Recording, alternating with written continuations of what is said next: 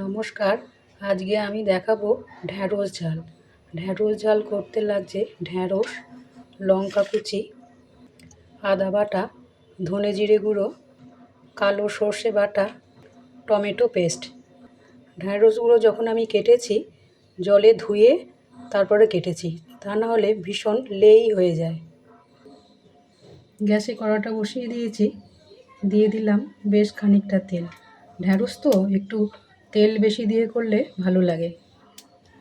তেলটা খুব ভালো করে গরম করে নিয়েছি। এবার ঢ্যাঁড়সগুলো দিয়ে দেব।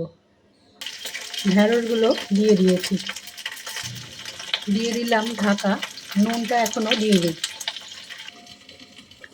পাট শাক, ঢ্যাঁড়স, পুঁই শাক এগুলো কাটার আগে ধুয়ে নিয়ে কাটলে খুব ভালো হয়। ওই যে লেই ভাবটা থাকে সেটা থাকে না। ঢ্যাঁড়সটাকে খুব ভালো করে ভেজে নিতে হবে, সেই জন্য তেলটা বেশি দিয়েছি। ঢ্যাঁড়সটা একটু তেল রেখে আর একটু নেড়ে দিলাম। ঢ্যাঁড়সটা খুব ভালো করে কষিয়ে নিতে হবে। যে কোনো সবজিতেই প্রথমে নুন দিলে জল কেটে যায় সবজিতে। ওই জন্য আমি বেশ ভালো করে কষিয়ে নিয়ে নুনটা দিই। লঙ্কাটা যেহেতু বেটে দিইনি, এরকম ছোটো ছোটো করে দিয়েছি, লঙ্কাটা এখন দিয়ে দিলাম। লঙ্কাটা বেটে দিলে পরে দিতে হতো, লঙ্কাটা আমি কুচিয়ে দিয়েছি। ঢ্যাঁড়সটা ভালো করে কষানো হয়ে গেছে, দিয়ে দিলাম পরিমাণ মতো নুন, দিয়ে দিলাম হলুদ। নুনের পরে আমি হলুদটা দিই, নুন দিয়েছি কিনা মনে থাকে, সেই জন্য নুনটা দিয়ে সবসময় হলুদ দেওয়ার চেষ্টা করি। এবার একটা বাটিতে সর্ষে, আদা, জিরে আর ধনে গুঁড়োটা একসাথে আমি নিয়ে নিলাম। এটা একটু জল দিয়ে মেখে নেব। নিয়ে নিলাম পেঁয়াজ বাটা। পেঁয়াজটা তখন পেস্ট করা হয়নি, ভুলে গিয়েছিলাম। পেঁয়াজ বাটাটা নিয়ে নিলাম।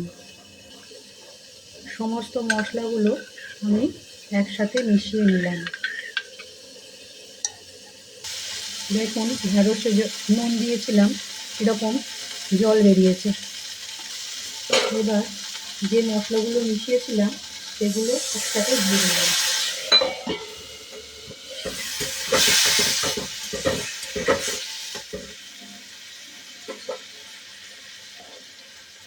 এটা একটা বড় সাইজের পেঁয়াজ নিয়েছি।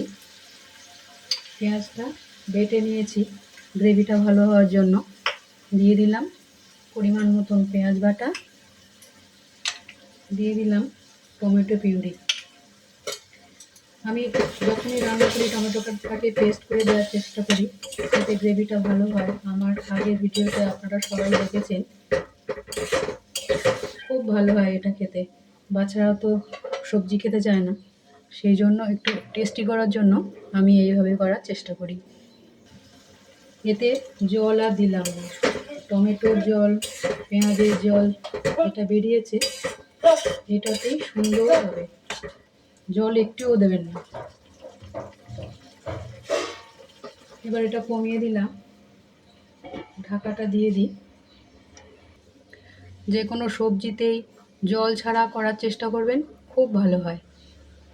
জল দিলে যতই ফোটান সেটা একটা অন্যরকম স্বাদ হয়, আর সবজিতে জল না দিয়ে যেগুলো ঝাল হয় সেগুলো খুব ভালো হয় খেতে। এই দেখুন কি সুন্দর গ্রেভি হয়েছে, দেখুন মনে হচ্ছে এতে জল দেওয়া হয়নি।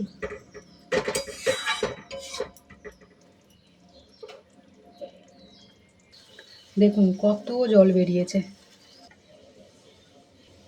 ঢ্যাঁড়স ঝালটা একটু গা মাখা করবো, ওই জন্য স্টিমটা কমিয়ে আমি ঢাকা দিয়েছি। ঢ্যাঁড়স ঝাল যখন করবেন জল না দেওয়ার চেষ্টা করবেন, এটা একটা অন্যরকম স্বাদ হয়। ঢ্যাঁড়স আমার সেদ্ধ হয়ে গেছে, এই দেখুন গলে গেছে। ঢ্যাঁড়স ঝাল আমার তৈরি। অপূর্ব খেতে হবে। বাচ্চারা তো একটু স্পাইসি ভালোবাসে, আবার সবজি খেতেও ভালোবাসে না, সেই জন্য এইভাবে করবেন, খুব ভালো লাগবে। ঢ্যাঁড়স ঝাল আমার তৈরি, আপনারা এইভাবে করে খান, খুব ভালো লাগবে। আজ আসি, আবার দেখা হবে।